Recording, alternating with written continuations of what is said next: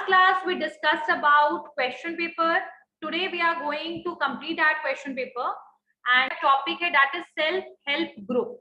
Self help group क्या है, कब शुरू किया गया, कहाँ से ये इनिशिएट किया गया, मतलब कहाँ से ये जो आपका टर्म है सेल्फ हेल्प ग्रुप कहाँ से लिया गया, कहाँ ये पहले शुरू हुआ था, तो इसके बारे में हम पढ़ेंगे. माइक्रो फाइनेंस में आता है आपका सेल्फ हेल्प ग्रुप, तो इसको थोड़ा सा पढ़ना है. और आपका जो नेक्स्ट जो क्वेश्चन पेपर है, नेक्स्ट जो आपका क्लास होगा, उसमें सबसे पहले कंप्लीट करेंगे project report. I guess that is incomplete.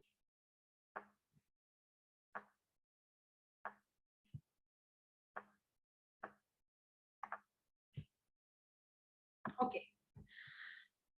So write a note on entrepreneurship and creative response to the society problems and at work. We discussed this question in the last class.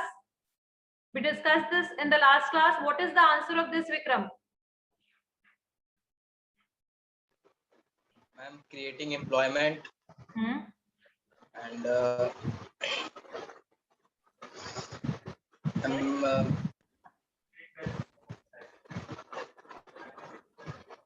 Balanced regional development, employment, और क्या थे points? Other students, Rishan.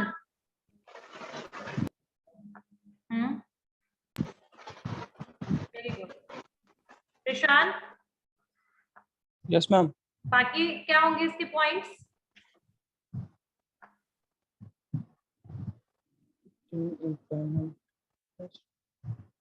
Okay. Next question.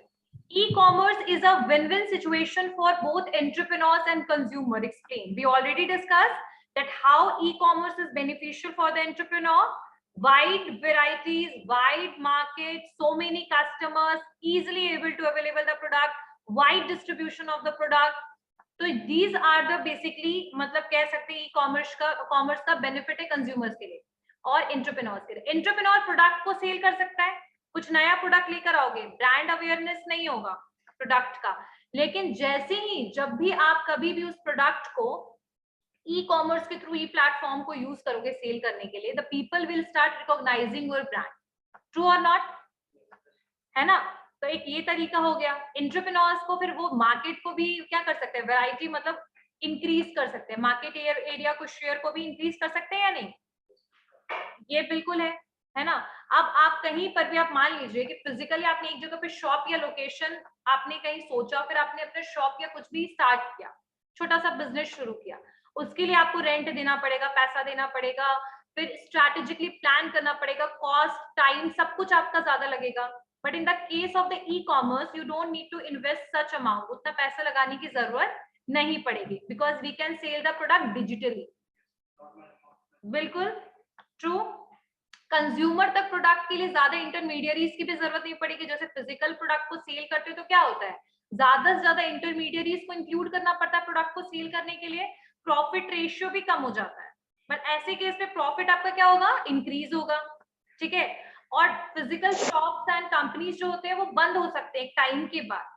ठीक है. लेकिन आपका जो e commerce में आप 24/7 कभी भी प्रोडक्ट को परचेज कर सकते हो. बट हाँ, यहाँ पर डिमेरिट एक यही है कि जो प्रोडक्ट का पोजीशन है वो आपको एट द टाइम मिल जाता है जब आप कहीं फिजिकल प्रोडक्ट को खरीदते हो, ज्यादातर केस में, या फिर ऑर्डर देते हो, that is a different thing. अब यहाँ पर वही ऑर्डर प्लेस करने वाली बात आ जाती है, किसके केस में, आपके ऑनलाइन शॉपिंग में. But you can access that site, you can access और you can make the purchase easily by various kind of e-commerce platform. ठीक है. ओके. एंड कंज्यूमर्स के लिए है कि वाइड वेराइटीज में प्रोडक्ट अवेलेबल है, उनका टाइम सेव हो रहा है, कन्वीनियंस है, डोर तक product and service easily available है. यहाँ तक कि आप डिजिटल और ई कॉमर्स को यूज करके इवन आप इसको भी प्री बुकिंग कर सकते हो, अपॉइंटमेंट्स ले सकते हो, you can easily basically take the services as well. True. ठीक है. चलिए, तो ये तो विन विन सिचुएशन हो गया. स्मॉल इंडस्ट्रियल डेवलपमेंट ऑर्गेनाइजेशन कब स्टैब्लिश हुआ था? When SIDO was established. When small industrial development organisation was established, कब हुआ था एस्टैब्लिश? Raise your hand. कब हुआ था established? Raise your hand. Who is going to give me the answer of this?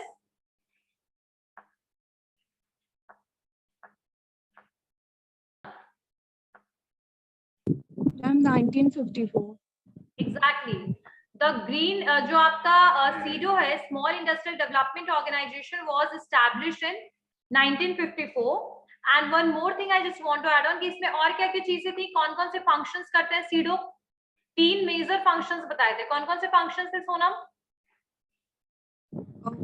Ma'am coordination थे, development थे, और याद नहीं है. Coordination, extension and industrial development, right? तो ये सीडो था आपका. बेसिक फंक्शन सीडो के क्या क्या होंगे? Industrial development and all, different kind of functions में सिक इंडस्ट्रीज को रिनोवेट करना, नए नए इंडस्ट्रीज को स्टार्ट करना, कंज्यूमर के डिमांड को मार्केट में समझना और उसके प्रोडक्ट के लिए, उनके प्रोडक्ट के डिमांड को फुलफिल करने के लिए लोकल एरिया में इंडस्ट्रीज को स्टैब्लिश करना. ठीक है, नए नए जो भी पॉलिसीज है गवर्नमेंट के जो बन रहे हैं उनको बेसिकली पॉलिसी को मतलब वहां पर इम्प्लीमेंट करना. कहां पर? आपके उस पर्टिकुलर एरिया में. स्मॉल इंडस्ट्रियल डेवलपमेंट ऑर्गेनाइजेशन का एपेक्स बॉडी है किसका? स्मॉल स्केल इंडस्ट्रीज का. ठीक है, सो ये तो सीडो हो गया. एमएसएमई के बारे में आई गेस सबको पता होगा. कौन मुझे बताएगा शॉर्टकट में MSME, micro small and medium enterprises के बारे में शॉर्टकट में? Who is going to tell me?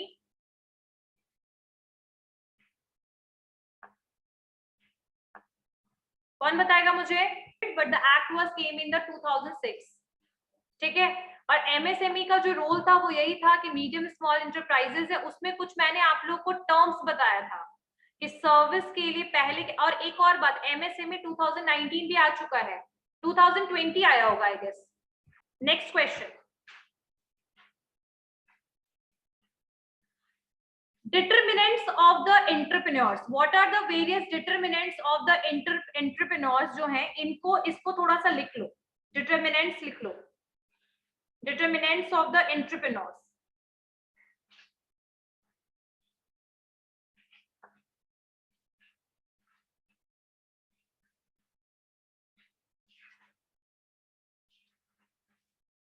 Yes. First point. इसमें जो डिटर्मिनेंट्स होंगे एंटरप्रेन्योर्स के उसको लिख लो. पहला होगा institutional determinants. Institutional determinants, institutional determinants में क्या होगा बेसिकली? कौन कौन से डिटर्मिनेंट्स आएंगे इंस्टीट्यूशनल में? ये डिटर्मिनेंट्स या फैक्टर्स हैं फॉर द एंटरप्रेन्योर्स. ठीक है, तो ये कौन कौन से फैक्टर्स होंगे जो डिटर्मिनेंट, जो डिटरमाइन करेंगे एंटरप्रेन्योरशिप को? तो पहला जो आएगा industry determinants, sorry institutional determinants. First one,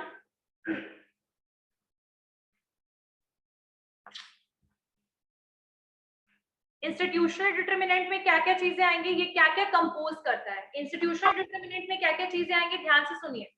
what are the institutional determinant? Institutional determinants इसमें देखो क्या क्या, लिखो इसमें फटाफट. इंस्टीट्यूशनल डिटर्मिनेंट में आएगा cognitive learning, cognitive learning, regulatory, policy factors. ठीक है, अब कॉग्निटिव फैक्टर्स में क्या क्या आ सकता है, यानी कि ये सारे डिटर्मिनेंट्स है किसके? एंटरप्रेन्योर्स के. ठीक है, कौन एंटरप्रेन्योर बन सकता है? तो ऐसे नॉर्मली तो कौन एंटरप्रेन्योर है और what are the various good qualities of entrepreneur, तो क्लियर है ना तुम दोनों को? क्या what are the various qualities of entrepreneurs, clear है? तो डिटर्मिनेंट्स ऑफ एंटरप्रेन्योर में हम यही चीज देखेंगे कि कुछ यहाँ पर क्या क्या चीजें होंगी, जैसे एंटरप्रेन्योर का बिलीफ क्या है, उसका एटीट्यूड क्या है, उसने पॉलिसी कैसा फॉर्मुलेट किया हुआ है. So all these things comes under the institutional determinants. तो institutional determinants जो टर्म है इसको दिया गया है, प्रपोज किया गया कॉस्टोवा के द्वारा 1997 में. ठीक है, तो इतना डीपली नहीं पढ़ना है कॉस्टोवा एंड ऑल, बट इसमें क्या क्या चीजें इंक्लूडेड होंगी वो लिख लो. लिखो. तो कॉग्निटिव फैक्टर्स में इंक्लूडेड होगा इंस्टीट्यूशनल डिटर्मिनेंट्स कंपोज, यहां से लिखिए, institutional determinants composed of cognitive, regulatory and policy factors. Regulatory and policy factors. Regulatory and policy factors. Now, the cognitive factors included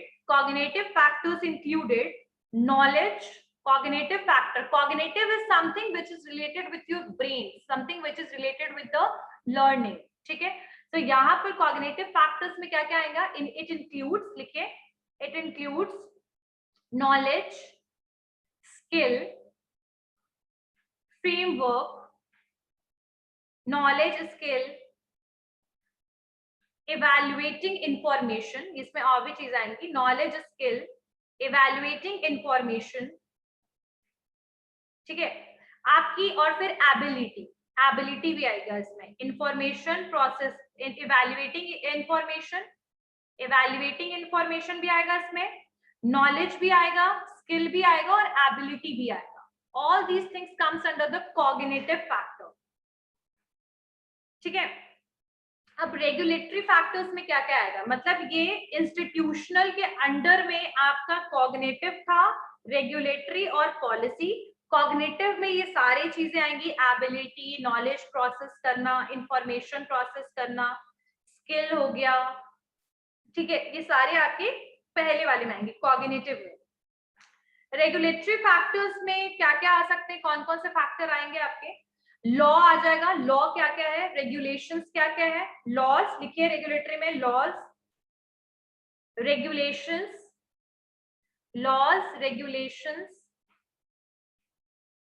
government policies,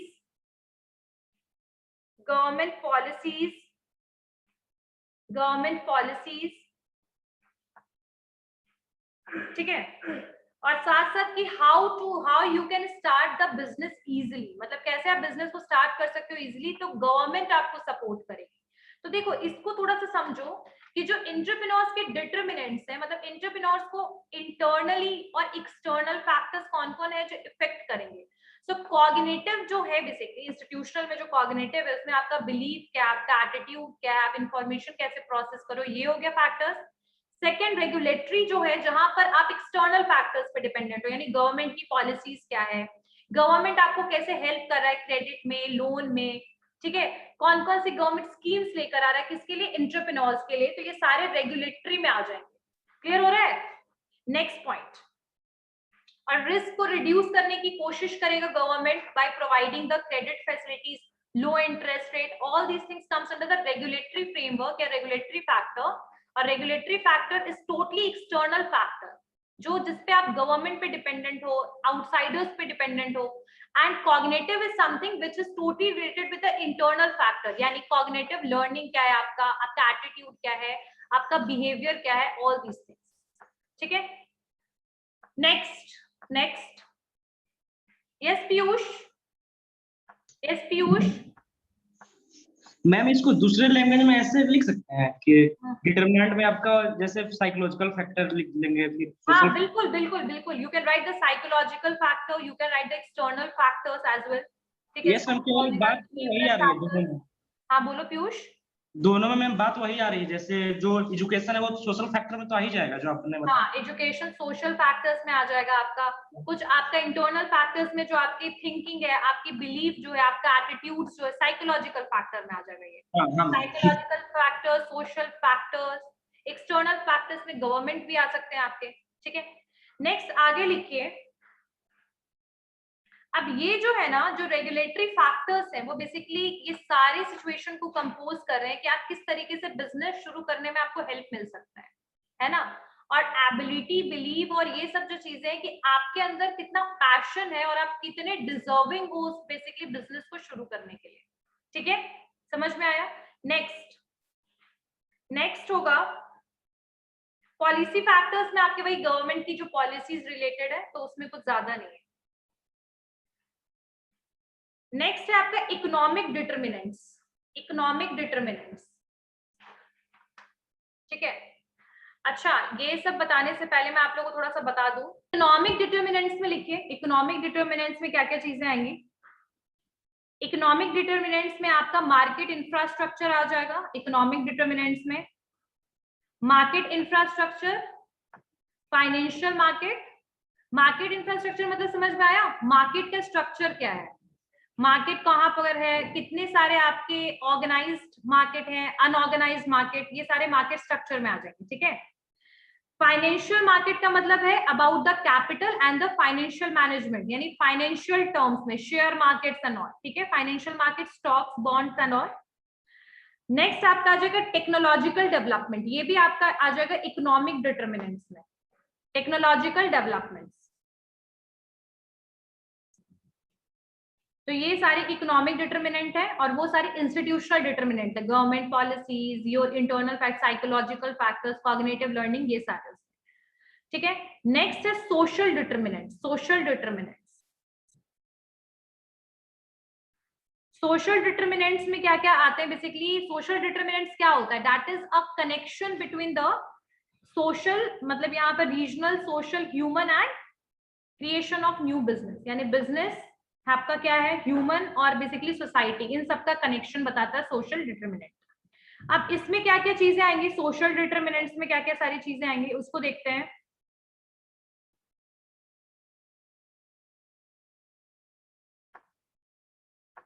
इसमें आ जाएगा आपका इनोवेशन, आपकी creativity, ठीक है, फिर स्टिमुलेशन,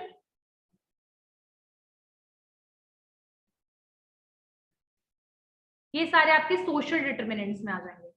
डिटर्मिनेंट्स जो हैं आपके, डिटर्मिनेंट्स जो हैं एंटरप्रेन्योरशिप में आपके क्या क्या हो सकते हैं, सोशल डिटर्मिनेंट्स होंगे, इकोनॉमिक और इंस्टीट्यूशनल।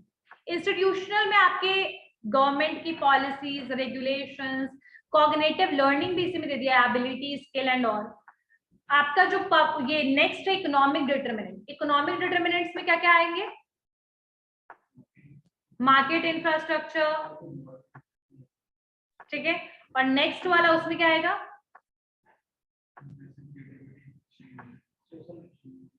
सोशल डिटर्मिनेंट्स, ठीक है। तो ये सारे डिटर्मिनेंट्स हैं और बाकी आप अगर याद नहीं होगा तो आप नॉर्मली भी लिख सकते हो क्या क्या चीजें इसमें आएंगी, एबिलिटी, थिंकिंग, एटीट्यूड, ठीक है, cognitive learning, response, innovation, creation, creativity, technology upgradation, government policies, ठीक है, government intervention. So all these are the basically determinants of the entrepreneurship. Clear हो गया?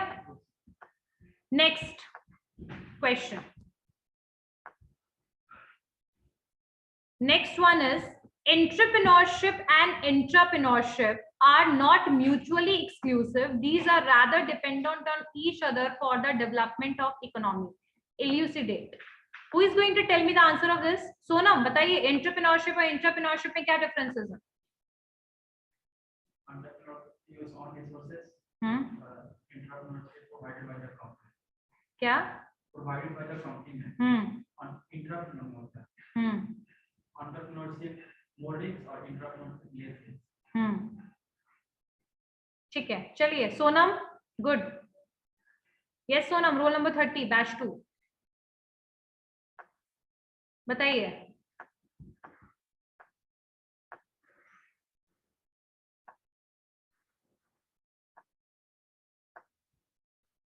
What is the difference between entrepreneurship and entrepreneurship?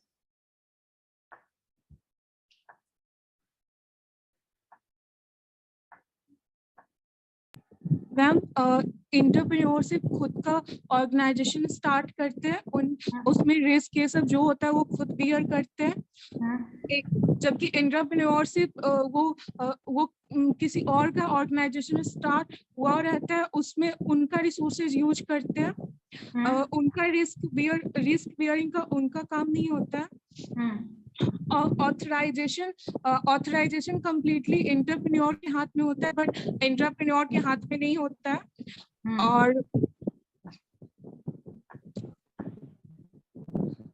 और ma'am innovation, entrepreneur innovation का काम करते हैं और इंटरप्रेन्योर क्रिएटिविटी का काम करते हैं।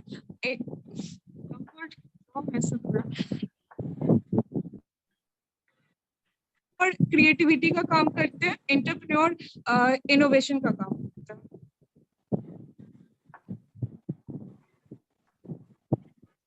एंटरप्रेन्योरशिप और एंटरप्रेन्योरशिप में डिफरेंसेस है कि entrepreneur is working under someone, right, but the work of both are same. The work of both are same. Here the question is that they are not different. They are mutually, matlab they are not mutually exclusive. Yes, they are different in the terms of the things like according to the recruitment, according to bearing the risk. Yes, they are different. But if we are asking and if we are telling that about the innovation and creativity, they both are doing the same work. But the entrepreneurship is working in an independent organization. Entrepreneurs are working in independent organization and in his own organization. But the entrepreneurs are doing that creativity and innovation for the other organizations, or they are working like an employee. But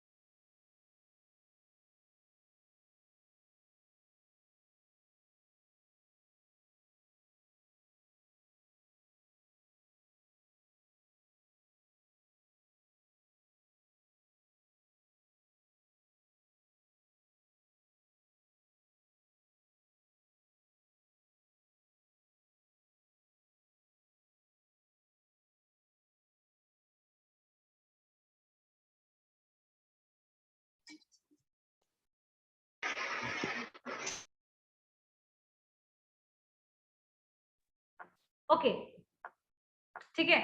So in this case we can say that the entrepreneurship and intrapreneurship are different.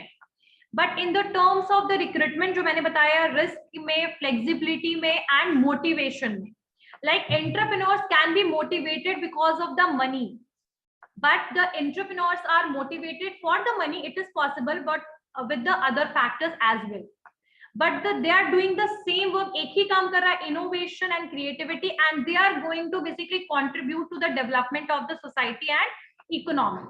If you will make something new, either the entrepreneur or the entrepreneur, they are going to serve the same customer. True or not? True or not? है ना? बिल्कुल same customers को देंगे. They are doing the even same work. They are doing the market research. They are understanding the demand of the customer. They are studying the consumer behavior. They are basically believe in the customer satisfaction, and they will also basically believe on the competition. And the same thing जो entrepreneur होंगे वो भी यही सब चीज को analyze करेंगे. But the working environment is different, working culture is different, flexibility is different, and risk is different. But both will contribute in the development of economy. ठीक है. And anyhow the both are dependent on each other. कहीं ना कहीं वो एक दूसरे पे dependent भी हैं, क्योंकि क्रिएटिविटी का काम क्या कर रहे हैं, दोनों कर रहे हैं. ठीक है. If for example if you will see that अगर ओला आया तो उसके बाद तुरंत से और भी कंपनीज ने सेम ड्राइविंग कैब स्टार्ट कर दिया, तो कहीं ना कहीं overall market is not basis और that is not on the basis और separated according to the basically entrepreneurs and intrapreneurs, but that is according to the competition and according to the innovation and creativity. तो ये कहीं ना कहीं इसका answer ये होगा. बाकी अगर मुझे मटेरियल मिलेगा इसका कहीं पर, actually you will get the answer in Quora. Quora में you will get the answer of this, but इसमें इसको बेटर इलुसिडेट किया हुआ है. बट द जो मैंने आपको बताया शॉर्टकट में, the same thing will be there even. ठीक है। अब the next question is self employment is the best method of solving the problem of growing unemployment in the country. ठीक है, do you agree? Suggest a suitable strategy for identification of the entrepreneurs. इसको लिखने की जरूरत है, इसको थोड़ा बहुत लिख लीजिए, जिन्होंने असाइनमेंट में लिख लिया था उनको छोड़ करके क्या। Okay, entrepreneurship can solve the problem of unemployment. See, unemployment किसी भी कंट्री में होगा, that will make the adverse situation, economic situation worse होगा, लोग के पास इनकम नहीं होगा तो लाइफस्टाइल नहीं बदलेगा, लोग विल जो people will not going to incline toward the new technology. So in the case, overall development of the country is going to hamper if there is unemployment. ठीक है, and if we're taking the example of India, that is true that unemployment बहुत ज्यादा है यहाँ पर। The unemployment का मतलब क्या होता है, इसको भी मैं एक टर्म में समझा देती हूँ।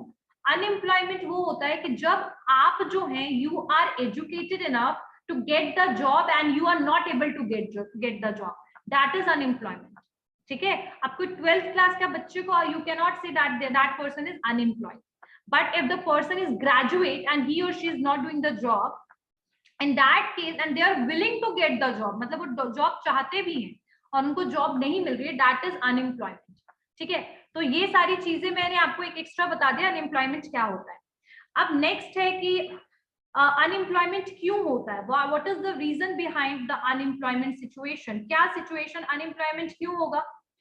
बिकॉज बेसिकली जब आप जो है अनएम्प्लॉयमेंट कब रेज होता है, जब आपके पास कंस्ट्रेंट हो जाते हैं ऑफर्स, मतलब लोगों को आप कम लोगों में ही ज्यादा काम करवाते हो और अपने पैसे को कॉस्ट कटिंग करती है कुछ कंपनीज, देन वो क्या करती है, एम्प्लॉयमेंट देना कम कर देती है। ठीक है, अनएजुकेशन या illiteracy is one of the example of unemployment, लोगों को जॉब नहीं मिलता, बहुत लोग इलिटरेट होते हैं। ठीक है, और वर्किंग कंडीशंस भी, मतलब कई बार वर्किंग कंडीशन जो होती है वो सुटेबल नहीं होती है, जिसकी वजह से लोग जॉब नहीं भी करना चाहते हैं, जिसकी वजह से वो अनएम्प्लॉयड रहते हैं। So there are various reasons for this, there are various reason for unemployment. Some unemployment reason जो होते हैं दैट इज इम्प्लाइड, कुछ अपने आप वो आपकी कंट्री पे डिपेंड करता है, आपकी इकोनॉमी पे डिपेंड करता है अनएम्प्लॉयमेंट वाला केस, और कई बार कुछ अदर फैक्टर्स पे डिपेंड करता है, जैसे वर्किंग कंडीशन अच्छा नहीं होना, सैलरी बहुत कम मिलना, वर्किंग आवर बहुत हेक्टिक होना, इसकी वजह से लोग आज भी अनएम्प्लॉयड हैं। ठीक है, तो यहाँ पर मैं वही बता रही हूँ कि अनएम्प्लॉयमेंट जो है एक एडवर्स इकोनॉमिक सिचुएशन है, एडवर्स अनइकोनॉमिक सिचुएशन, इकोनॉमिक स्टेट है, जहां पर टैलेंट्स जो है वो अभी भी अनहायर्ड है, जिनको कहीं हायर नहीं किया गया है। पॉसिबल रीजन क्या हो सकता है, lack of employment opportunities, unfavourable working terms and conditions, exploitation, शोषण होना बहुत ज्यादा, ये तो सबसे ज्यादा एक्सट्रीम पर है। ठीक है, next non professional skills. Non professional skills का मतलब है कि the people are not professionals, मतलब they are not as such educated that they got certificate from the authorized body of India, like हाँ, लेकिन बहुत सारे आपके कौन कौन से होते हैं, जैसे ICMR है आपका, ठीक है, Indian council of medical research हो गया, इंडियन काउंसिल ऑफ मेडिकल जो है आपका ICAI, ये सारे क्या है, ये सारे आपके प्रोफेशनल एसोसिएशंस हैं जिसके थ्रू आप क्या लेते हो, सर्टिफिकेट। ये बहुत कम है इंडिया में, तो खासकर अनप्रोफेशनल ज्यादातर लोग हैं। People are little bit knowledgeable but they are not professional. बहुत लोगों को टेक्निकल नॉलेज नहीं है, लैक ऑफ टेक्निकल नॉलेज, जो सुटेबिलिटी होनी चाहिए कि यानी कि अगर एग्जांपल के लिए कोई सॉफ्टवेयर कंपनी है तो उसमें नॉलेजेबल क्या होना चाहिए, पर्सन को सॉफ्टवेयर यूज करना चलाना आना चाहिए, उसकी नॉलेज नहीं, टेक्निकल नॉलेज की कमी होना। So these are the problem, और because of these things unemployment are basically increasing day by day. Clear हो रहा है ये सारी पॉइंट्स। अब आगे देखते हैं कि अनएम्प्लॉयमेंट का अगर हम एक्सपर्ट्स की माने, एक्सपर्ट्स की सुने, तो अनएम्प्लॉयमेंट जो है ये हमारे सोशल इकोनॉमिक जो बोल सकते हैं कंडीशन को वर्स कर चुका है इंडिया में, तो खासकर लगभग अनएम्प्लॉयमेंट रेट ये जो अनएम्प्लॉयमेंट रेट है वो 4% बढ़ चुका है 2018 से लेकर। अगर 2018 का देखें तो प्रीवियस से 4% और इंक्रीज हो गया अनएम्प्लॉयमेंट। और ये जो सिचुएशन है इसकी सबसे अच्छा, इस सिचुएशन को सही करने का सबसे अच्छा उपाय है एंटरप्रेन्योर बनना। एंटरप्रेन्योर्स कहीं ना कहीं इकोनॉमिक आपकी स्टेबिलिटी को लेकर आएगा। Yes, risk is always associated, but जो फैक्टर्स है अनएम्प्लॉयमेंट का, जैसे आपका एक्सप्लॉयटेशन हो गया, फिर आपका वर्किंग कंडीशन बेटर नहीं है, हेक्टिक टाइम आवर्स, वहां पर भी हो सकता है, but you will work for yourself वाला अप्रोच होगा।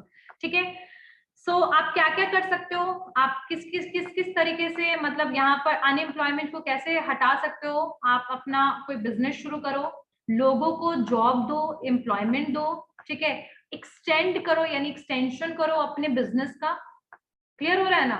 और ये जो सारे सिचुएशंस थे ना, जो बाकी फैक्टर्स हैं, उसको रिड्यूस करो। मतलब इन शॉर्ट एंटरप्रेन्योर्स के थ्रू, और ऐसे भी एग्जांपल अगर अभी हम लें तो एंटरप्रेन्योर्स नए नए बन रहे हैं, लगभग 6-7% रेशियो है, एंटरप्रेन्योर्स हर साल इंडिया में बनते हैं, 6-7%। तो ये कहीं ना कहीं इकोनॉमिक कंसंट्रेशन जो एक जगह पे हो जाता है उसको वो डिस्पर्स कर रहे हैं। ठीक है, कस्टमर्स बना रहे हैं, लोगों को जॉब दे रहे हैं। तो जब लोगों को आप जॉब दोगे तो कहीं ना कहीं आप अनएम्प्लॉयमेंट को डिक्रीज कर रहे हो इंडिया में, है ना? तो यही उसका एग्जाम्पल होगा कि सेल्फ एम्प्लॉयमेंट जो है that is the better option to save yourself from the exploitation, hectic hour, hectic environment. ठीक है, एंड एक और चीज कि you if you know that you deserve better, you have to move toward the self employment. इसमें और भी चीजें हैं, जैसे आप कुछ फैक्टर्स और भी दिए हुए हैं, जैसे डेडिकेटेड लीडरशिप हो गया, आप डेडिकेटेड लीडरशिप की तरह काम करते हो। बस इसमें कुछ खास तो नहीं है, बट इसका पीडीएफ आई विल सेंड। ठीक है, इसका पीडीएफ आई विल सेंड।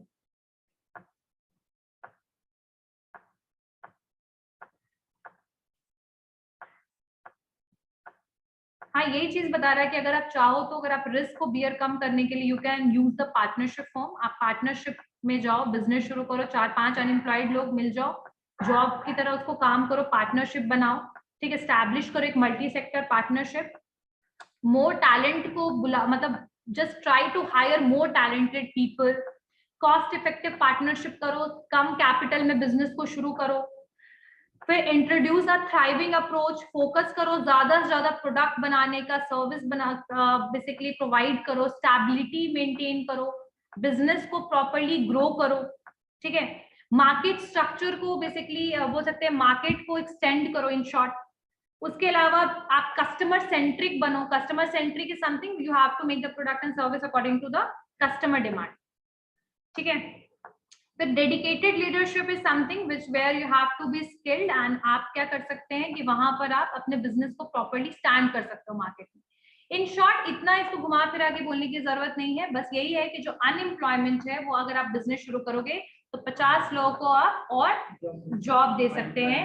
लोगों के पोटेंशियल को आप यूटिलाइज कर सकते हैं। लोगों के साथ जो जितनी भी चीजें हो रही हैं, जितनी भी अनएथिकल चीजें हैं, उनको आप रिड्यूस कर सकते हो। लोगों का जो विचारधारा है यानी थिंकिंग लेवल है, मेंटल एबिलिटी जो लोगों की होती है for the job and for working for someone other, वो आप उस चीज को चेंज कर सकते हो। जब आप बिजनेस अपना शुरू करोगे नए चीजों से, नए मतलब मार्केट में जब आप एंटर करोगे तो आपकी कस्टमर बेस बनेगा, ज्यादा से ज्यादा लोग प्रोडक्ट को खरीदेंगे। जितना ज्यादा डेवलपमेंट होगा उतने ज्यादा एम्प्लॉइज की जरूरत होगी, जितना ज्यादा एक्सटेंशन होगा उतनी ज्यादा आप ऑफिसेस खोलोगे, उतना ज्यादा मार्केट कैप्चर करोगे, तो कहीं ना कहीं ये अनएम्प्लॉयमेंट को कम करेगा। डिस्ट्रीब्यूशन के लिए आपको लोग चाहिए होंगे, ज्यादा से ज्यादा लोग को हायर करोगे। ऑफिसेस के लिए मैनेजर्स न्यू चाहिए होंगे, तो you want educated person, uneducated person for the working. So इसीलिए कहीं ना कहीं self employment leads to basically decline या फिर रिड्यूस द अनएम्प्लॉयमेंट। समझ में आ रही है बात? समझ में आया? Next,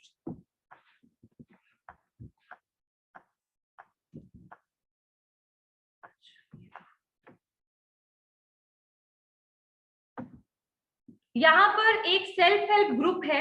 explain the role of self help group and the entrepreneurs association. Self help group क्या होता है वो मैं थोड़ा सा आज बता देती हूँ, सेल्फ हेल्प ग्रुप क्या है। और 6th वाला जो question, examine critically the government policy and programme to foster the growth of entrepreneurship. ये वाला जो चीज है, ये जो बेसिकली गवर्नमेंट की जो पॉलिसीज है जो मैंने लिखवाया है उसको एक बार देख लेना।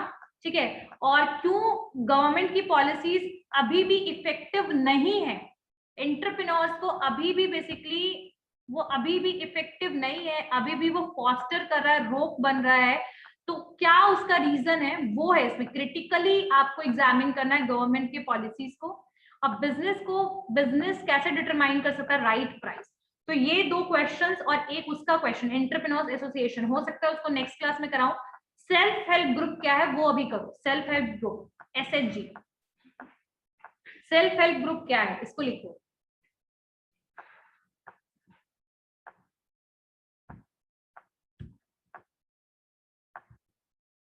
Yes, what is self help group, उसको भी हम करेंगे। सेल्फ हेल्प ग्रुप क्या है, चलो मैं तुम लोग को एक बात बताती हूँ। बांग्लादेश में ग्रामीण बैंक ऑफ बांग्लादेश जो है, ये आपके मोहम्मद यूनुस के द्वारा शुरू किया गया था। क्या सिचुएशन था मैं बताती हूँ। पहले के टाइम पे क्रेडिट फैसिलिटीज की बहुत दिक्कत थी आपके रूरल एरियाज में, बहुत ज्यादा एक्सट्रीम दिक्कत थी। अब ऐसे केस में जब लोगों को क्रेडिट चाहिए होता था तो वहां के जो भी बैंक्स अगर हैं भी प्रेजेंट, खैर RRB जो था वो 1975 में आ चुका था, लेकिन सिचुएशन तभी वर्स था। लोग मिडल मैन पे डिपेंडेंट थे, जमींदार पे डिपेंडेंट थे। किस चीज के लिए? पैसे के लिए, लोन के लिए। अब ऐसे सिचुएशन में जब आपको पता है कि you will not able to get the benefit और profit, sorry loan, credit facility you will not able to get, तो इन दैट केस द जो गांव वाले लोग थे they started taking the initiative. ये एक लीगल फॉर्म नहीं था, गवर्नमेंट का कोई फॉर्म नहीं था पहले। ये कुछ लोगों ने आपस में क्या किया, पैसे जोड़ने शुरू किए। जैसे 20 लोग आपस में मिल गए, पैसे जोड़े, किसी को चाहिए लोन तो उनको लोन दिया बहुत ही कम इंटरेस्ट रेट में और विदाउट कोलेट्रल। कोलेट्रल मतलब बिना किसी प्रूफ के, बल्कि आपका जो ऑर्गेनाइज सेक्टर है they always want collateral. Whatever loan you will take you have to pay the, you have to give some collateral, सबूत देने की जरूरत होती है। ठीक है, तो इस प्रॉब्लम से बहुत ज्यादा गांव के लोग जूझ रहे थे, तभी उन्होंने सेल्फ हेल्प ग्रुप का जो इनिशिएटिव था उसको लिया। और ये आइडिया जो है ना, ये आइडिया लिया गया है ग्रामीण बैंक ऑफ बांग्लादेश से, जो मोहम्मद यूनुस थे वहां से ये आइडिया को लिया गया सेल्फ हेल्प ग्रुप का। अब ये तो छोटा सा बात हो गया सेल्फ हेल्प ग्रुप क्या होता है। अब आगे देखते हैं, अब सेल्फ हेल्प ग्रुप है क्या। सेल्फ हेल्प ग्रुप क्या है इसको सुनिए। सेल्फ हेल्प ग्रुप जो है एक इनफॉर्मल एसोसिएशन है लोगों का। इनफॉर्मल क्यों है? क्योंकि गवर्नमेंट का नहीं है, that is informal association of people. और जिन्होंने क्या किया, they came together, they can choose to come together to find a ways to basically improve their living condition, अपनी लिविंग कंडीशन को इंप्रूव करने के लिए। सेल्फ हेल्प ग्रुप स्टार्टिंग में जब जुड़ा था तो they were started the initiative with the credit facilities, मतलब क्रेडिट देने का काम करना था उनको। धीरे धीरे वो और भी सारी चीजों में इन्वॉल्व हो गए। Even they are also involve in the domestic violence. अगर होता था तो लेडीज जो थी वो भी इस चीज के लिए क्या करती थी, प्रोटेस्ट करती थी। समझ में आई बात? तो later on they started basically taking the initiative of other problems of the rural areas as well. So पहला तो यही होगा कि जो सेल्फ हेल्प ग्रुप है, जो सेल्फ हेल्प ग्रुप है that is a informal association in which the people choose to come together to find the ways to improve the living condition। अपने living condition को improve करना उनका main मकसद था। ठीक है, ये सेल्फ गवर्न था, यानी कि ये किसी गवर्नमेंट के द्वारा नहीं, सेल्फ गवर्न था, यानी सारा रेगुलेशन और पॉलिसीज वो खुद करते थे। ठीक है, और ये लोग खुद इस ग्रुप को कंट्रोल करते थे। और ये जो था ये लगभग एक जैसे लोगों का ग्रुप था, यानी कि जो लोग थे ना वो एक पुअर बैकग्राउंड है तो सारे उसमें लगभग पुअर बैकग्राउंड के लोग होते थे। मतलब जो सोशियो इकोनॉमिक बैकग्राउंड है उनका वो लगभग सबका सेम होता था। ठीक है, and they collectively perform the common purpose, मतलब वो सारे लोग मिलकर के कोई भी काम को करते थे कॉमन पर्पस। विलेज जो होते हैं, विलेज एरिया, जो सेल्फ हेल्प ग्रुप है ये ज्यादातर रूरल एरियाज में है। मैं पहले बता दूं, it is basically in the rural areas. Village जो थे वो बहुत सारे न्यूमरस प्रॉब्लम को फेस करते थे, जैसे कि पॉवर्टी, गरीबी बहुत ज्यादा, इलिटरेसी, लैक ऑफ स्किल्स, यानी लोगों को नॉलेज नहीं, स्किल्स का कमी, lack of formal credit. Lack of formal credit का मतलब है बैंक्स की कमी होना। क्लियर है? और स्टार्टिंग में पता है कितने सारे बैंक थे, 190s में आपके आरआरबी थे, और अभी पता है कितने बैंक आरआरबी? 43, क्योंकि मर्ज हो रहे हैं बहुत सारे बैंक। जो भी प्रॉफिटेबल सेक्टर में नहीं थे उनको मर्ज कर दिया गया। हाँ, बहुत सारे बैंक है, यूनियन बैंक हो गया, कॉर्पोरेशन बैंक एक साथ मर्ज हो चुके हैं। हाँ, कैनरा के साथ, हाँ एग्जैक्टली। तो चलिए वही है, विजया देना बैंक एक साथ मर्ज हो चुका है। चलिए अब हम आगे बढ़ते हैं। तो villages faces the numerous problems related to the poverty, illiteracy, lack of formal credit, और इन सारे प्रॉब्लम्स को टैकल करना किसी इंडिविजुअल के बस का नहीं था। They want something collective in a collective way.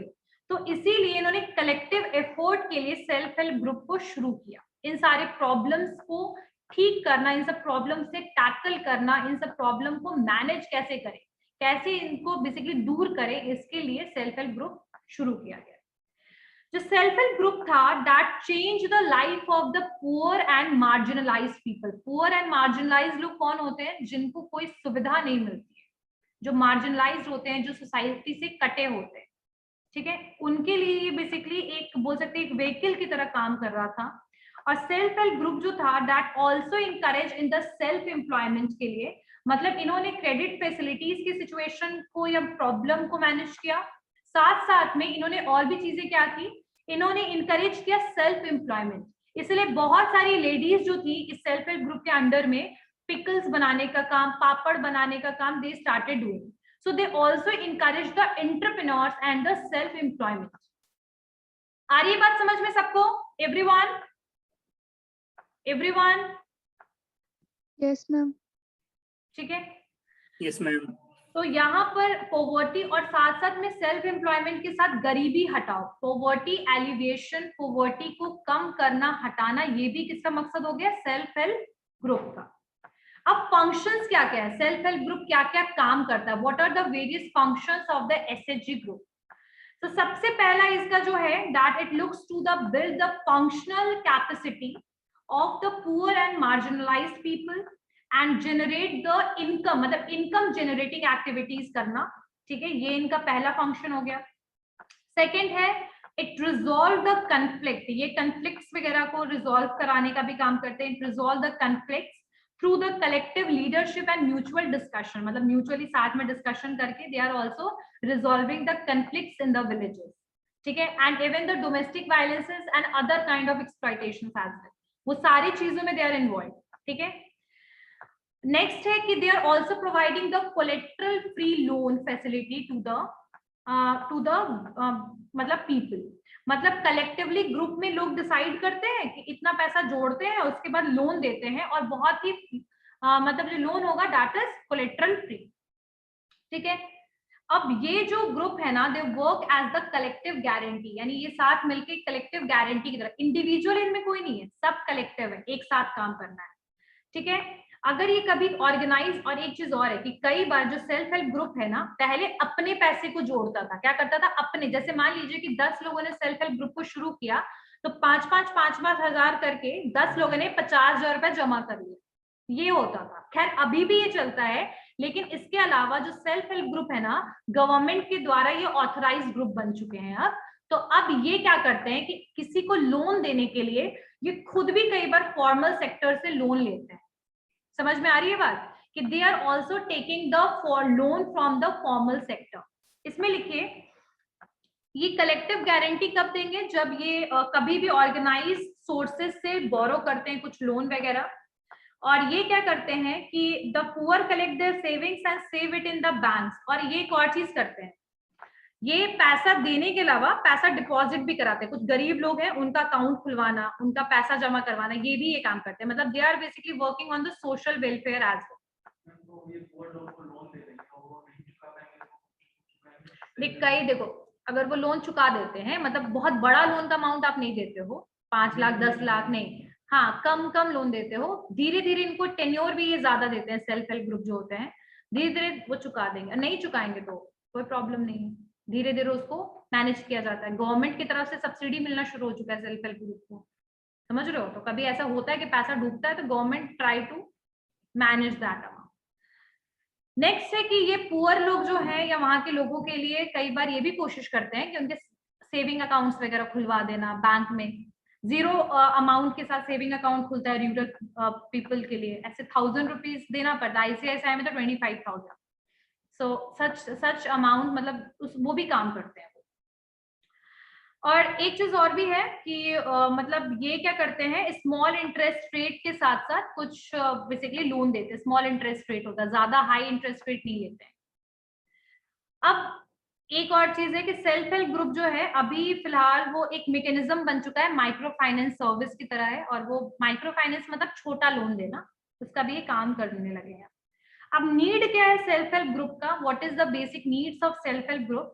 तो ये रूरल पॉवर्टी के लिए, रूरल एरियाज के डेवलपमेंट में इसका बहुत बड़ा हाथ है। ठीक है, तो रूरल पॉवर्टी जो है वो बहुत ज्यादा है हमारे इंडिया में, जिसकी वजह से सेल्फ हेल्प ग्रुप बहुत जरूरी है, नीड है उसका, जरूरत। और एक और चीज है कि कोलेट्रल सिक्योरिटी की इनएबिलिटी होना यानी नहीं होना is also the reason for we need the self help group. अब हमें भाई लोन लेने के लिए कोलेट्रल है ही नहीं हमारे पास, तो भाई ऐसे केस में लोन कैसे लेंगे? समझ में आ रही है बात? तो इसके लिए भी सेल्फ हेल्प ग्रुप का होना बहुत जरूरी है। पुअर फिर ये भी कह सकते हैं इनएडिक्वेट रीच ऑफ इंस्टीट्यूशंस, यानी लोगों को नॉलेज ही नहीं है कि हमें कहाँ जाना चाहिए लोन लेने के लिए, कौन कौन से डॉक्यूमेंटेशंस हैं। तो ऐसे केस में कई बार क्या होता है, कुछ मिडिल मैन उनको एक्सप्लॉइट करते हैं, इसीलिए भी सेल्फ हेल्प ग्रुप की जरूरत है हमें। वीक कम्युनिटी नेटवर्क है लोग, ठीक है, तो वो भी एक रीजन है। और बोल सकते हैं कि विलेज जो है उनको मतलब जो क्रेडिट फैसिलिटी उनको चाहिए होता है, बिकॉज पुअर भी है और एग्रीकल्चर के लिए प्रोडक्ट चाहिए होगा, HIV सीड्स हो गया, फर्टिलाइजर्स, पेस्टिसाइड, मॉडर्न टेक्नोलॉजी आ चुका है, तो उसके लिए भी उनको पैसे की जरूरत पड़ती है। एक सोशल कैपिटल, और खासकर कि विमेन जो है इसमें सबसे ज्यादा उनका भागीदारी है, उनका कॉन्ट्रीब्यूशन है। तो कहीं ना कहीं विमेन एम्पावरमेंट के लिए भी self help group is one of the important basically group, और माइक्रो फाइनेंस फैसिलिटी। तो ये सारे आपके आ जाएंगे नीड क्यों है हमें सेल्फ हेल्प ग्रुप का उसमें।